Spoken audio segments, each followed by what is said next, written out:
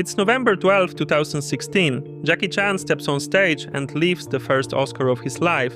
56 years in the business, over 200 films. I break so many bones. Finally, this is mine. He fumbles his words. He says thank you a few times and admits he's forgotten what he even wanted to say. Like, he can't quite believe he's finally holding that statue. Most of us remember VHS tapes, and that feeling the first time we watched Rush Hour with the motor-mouthed Chris Tucker or Rumble in the Bronx. Jackie Chan took down whole gangs with this effortless ease, threading humor through all of it. That's one side of him, the side we look back on now with real fondness. But this story of his actually starts in a completely different place. April 7th, back in 1954, Hong Kong. Jackie's parents, refugees from the Chinese Civil War, are living right on the edge of poverty, the pregnancy drags on, and the baby is too big. The birth needs a C-section, and they simply can't afford it. And that's exactly when a British doctor shows up with an offer. He'll pay for the hospital, but in return, he wants to adopt the newborn. Jackie Chan himself told this story years later. His mother refused, and on the rejection form, she supposedly wrote one single line: "He's not for sale." This newborn would grow into one of the most recognizable people on the planet, but hardly anyone knows how he got there. His father, Charles Chan, worked in intelligence, serving the Republic of China. A man of the old order, hard and disciplined. The Civil War swept that whole order away and left him with nothing, on a foreign hillside among other refugees. His mother, Li, carried an even heavier past. In Shanghai, she lost her children and fell into total destitution. She and Charles met, as the family story goes, when she was running smuggling operations and he was supposed to arrest her, but he didn't, because in her hair she wore a blue flower, a symbol of mourning. After the Civil War, both fled to British Hong Kong and by a strange twist landed on Victoria Peak, the priciest hill in the city, among the colonial elite, overlooking the bay. Just not as the kind of people who could actually afford to be there. Charles got a job as a cook for a French diplomat, and with it came a small servant's room. And later on, that same job took them even further away. Both parents leave for Australia without Jackie. He's 7 years old at the time and he's left in Hong Kong alone. His parents sign a contract and hand him over to a master for 10 years. A whole decade of childhood with a stranger, far from his mother and father, a 7-year-old left alone among children he doesn't know, while his parents build a new life in Australia. But poverty and separation alone don't automatically turn you into a legend of world cinema, or into a father whose own children won't want to claim him. So what exactly happened over those 10 years? Jackie Chan ended up at the Peking Opera School, except the word school is misleading here, because this wasn't education, it was conditioning. Up at 5 in the morning, 18 hours of training a day, food in portions just big enough so the body wouldn't give out, and sleeping on the floor alongside the master. And on top of that, there was a beating with a bamboo cane for every mistake. If one student fell, they beat all of them and started the exercise over. That paper the parents signed still exists today. It hangs behind glass in Jackie Chan's gallery in Shanghai. The people who've seen the document mention one clause, that the school could discipline a student all the way to death. Whatever happened to that student, the school couldn't be held legally responsible. And this wasn't free conditioning either, it was a transaction, because the school paid the parents up front and then clawed that money back later. The child worked, performed in the opera, and got loaned out to film sets as an extra, a stuntman, and for small bit parts, everything he earned went straight to the school. And what if the child ran away? Or say the parents had second thoughts and wanted to take him back. They had to return every last penny, no negotiation. Which means, for 10 years, that school basically became the owner of the child. And Jackie himself put it plainly: "My parents sold me to the school." A typical day at that school looked more or less like this. It started at 5 in the morning while it was still dark, before dawn. A cold hall, rows of half-asleep children and straight to work. One of the students described the routine like this: "We trained for 5 hours, then they gave us a meager breakfast, and after that, we kept going until we dropped for the rest of the day. Handstands on the backs of chairs for hours, holding a horse stance with bent knees until our legs gave out, and repeating the same exercise over and over." The muscles were meant to memorize the movement through thousands of repetitions. And when evening finally came, the children didn't go to sleep. They went to perform shows in front of an audience, and at 5 in the morning, it all started over again. Another student recalled that early on they got 1 day off a week, but after a year, the regular performances began, and the days off disappeared completely. Jackie summed up those years in an interview back in 2008. "I would never train that way again. It's easy for us today to think this school was some cruel aberration, but it was the tail end of an old Chinese tradition. In the 20th century, the upheavals began. Education shifted onto more Western tracks. Later, the Japanese shut down these opera schools. And in the end, the communists won the Civil War, and there was nothing to be done with these old masters. This whole tradition moved south, and that's how the school Jackie Chan ended up in came to be. Why did his parents decide to give him away there? For their social class, it was a relief and an opportunity. Handing a child to a master meant one less mouth to feed, and at the same time, some kind of path to a trade. And there's something more to all of this. Jackie Chan was later formally adopted by that master. This close relationship didn't earn him any easier treatment, quite the opposite. As the master's son, he had no right to make mistakes, and for other people's slip-ups, he got beaten twice as hard. Yes, that little Jackie learned something then that would stay with him forever. That closeness and pain go hand in hand. That care can look like demands, like shaming, like having no right to weakness. In 1971, the contract ended. A 17-year-old Jackie walks out of the school. In his autobiography, he calls those 10 years a living hell, but he leaves the school itself with one shout: "I'm free." Interest in opera was fading just then, but in Hong Kong something new was being born: action cinema. And that's when those 10 years of pain suddenly turn into capital. Jackie gets into stunt work, pulls off the kind of moves that washed others out, and then, in 1973, Bruce Lee suddenly dies. Cinema is looking for a successor, and they try to turn Jackie into a second Lee, but it doesn't work. It takes 5 years before, in Drunken Master, Jackie Chan finds his own style: acrobatics, comedy, and a smile. 2 years later, he's already getting a record paycheck for a single film, and from an anonymous stuntman, he becomes a star of Hong Kong. And that's exactly when a woman enters his life. She already has over 70 films to her name, and she's a star in Taiwan. This woman is Joan Lin, and to really understand what it was that she gave up, let's start with their wedding, because it looked nothing like the way we usually picture those big celebrity weddings. The year is 1982. Joan is pregnant. She tells Jackie she's expecting, and he says he wants to keep the baby, though he'd later admit that on the outside he looked composed and calm, while inside he had no real idea what he was doing. Their relationship was unwelcome in public from the very start. Jackie sends her off to the States and stays behind on set, working through her entire pregnancy. He only came to America when the due date was getting close. And the wedding itself? Before the birth, there was a form to fill out. Joan asked if she could put his name in the field for the father. His agent figured that, in that case, the decent thing would be to get married first. So they hired a minister. The ceremony took place in a Los Angeles cafe, right around lunchtime. In all that noise, and the way Jackie himself put it, the minister asked, "You two getting married?" We both nodded, and that was it. Joan was one of the most important actresses in 1970s Taiwanese cinema. She stood among the very top stars of her generation.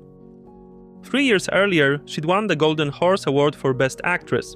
The Golden Horse is basically the Taiwanese equivalent of the Oscars, and in short, when she and Jackie Chan met, she was the bigger star, and she gave it all up. After the wedding and the birth of their son, Joan simply vanished from the profession. Overnight, she walked away from several projects waiting for her, stopped acting, and never came back. She took over raising their child, and she did it essentially alone, because Jackie showed up at home very rarely. In one interview, his son JC said people thought of him as a lonely boy, but he didn't agree with that. And here comes the key line: "I wasn't lonely, I had my driver with me." A 9-year-old whose best friend and the one he trusted most wasn't his own father, but the family driver. And how does Jackie Chan himself see it all? "I wasn't a good father or a good husband, but I did my duty to my son and his mother." What happens when a fortune suddenly lands on an actor from a poor family? Jackie said that within a week he'd bought almost everything he'd ever wanted in his life. And one particular moment captures it best. He walked into a luxury watch boutique, his buddies from set right behind him with a bag of cash. He asked the salesman which watches were the most expensive and had the most diamonds. He heard the answer and tossed out, "I'll take 7." Then, for a whole week, he wore a different one each day. He'd meet up with his buddies and, as he told it himself, he'd roll up his sleeve so the watch was visible from the very first second of the meeting. And this wasn't a one-time harmless little stunt. That was his style, because Jackie drank and wrecked cars. He'd total one in the morning, another in the evening, and the photographers who tried to snap a picture of him by the wreck, he'd threatened to beat them up. He summed up his old self by saying, "I was a real asshole." He was also losing his fortune to con artists. He admitted he had no clue about finances and let himself be cheated by friends, co-workers, and former bosses. The sums could top $5 million in a single shot. Jackie wanted to buy a plot of land to build a house on, for instance, and he mentioned it to his set designer. The guy claimed he knew the owner, but the land could only be leased. So Jackie paid rent and waited for years for a building permit from the city, until an official finally explained to him that no application had ever come in and the owner hadn't seen a single penny from him. It all landed in the pocket of the set designer, who simply vanished. On top of the trouble managing his finances, there came trouble with women, and he mentioned himself that he'd grown numb to beautiful women, explaining that ever since he became famous, women came to him, as he put it, like butterflies. After years, not one of them impressed him anymore, because there were simply too many of them. August 2014, police move into an apartment in Beijing. They find drugs. They arrest a 31-year-old actor and singer. This is JC Chan, Jackie's son. China had just launched a massive anti-drug campaign, and they were taking in everyone, no special treatment. Within a few months, they had caught a dozen some celebrities, and the state banned films featuring stars who used. JC's career stopped existing in a single instant, and as if that wasn't enough, Jackie Chan was right then the official ambassador for China's anti-drug police. Jackie Chan was the face of those campaigns, and what did he do after his son got caught? He wrote that he was very angry and ashamed, and he told a reporter from the state agency that it was a good thing the country was disciplining him to fix his bad habits, and that he hoped this sentence would turn a bad thing into a good one. In his book, Jackie Chan wrote that, in his view, kids need to be taught discipline with a spanking. He admitted that once he hit his son really hard. He lifted the 2-year-old with one hand and hurled him across the room, straight into the couch. He wrote that if the boy had struck the backrest, it could have ended really badly.